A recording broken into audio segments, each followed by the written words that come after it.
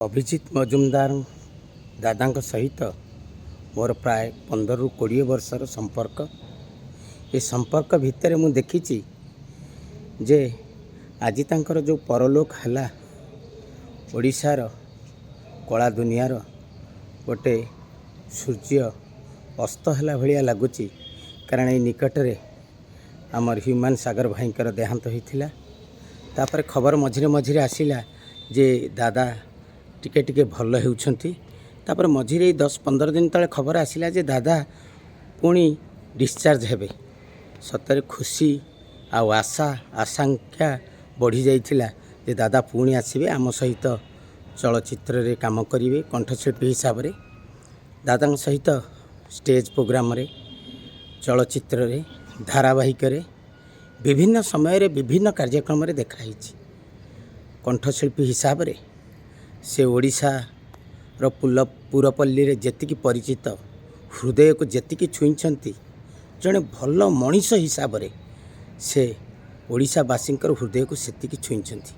दादा भली जड़े बढ़िया लोक जड़े बढ़िया कलाकार ये ओडिशा रे मिलिबा असंभव। तांको जगह कहीं पूरण करि परिबेनी। जो कहती दादा को आमे कहबू जेकोसी संगीत जेकोसी लेखा दियो ताको मोड़ी माड़िकी थईदेवे अर्थ जेमिति हेले ताको एते भल करदेवे आपण को शुणापी मन रखापी। दादा अनेक गीत अच्छी अनेक संगीत अच्छी जहाँ को आपण मैंने हृदय सहित मन रखिंट। मु निश्चय महाप्रभु जगन्नाथ निकट में करुण प्रार्थना करी तांको परिवार को धैर्य प्रदान करंतु तांका आत्मार सद्गति हो। आमे अभिजित दादा सबुबले आपण को मिस करूँ सबुबले आपण कथा मन रहिबो। मु कहि पारुनी जे से आम पई बहुत मो सहित भी तांकर बहुत भल थिला। आ भल भल खबर आमे पाउथलु जे निश्चय भल हो जिवे।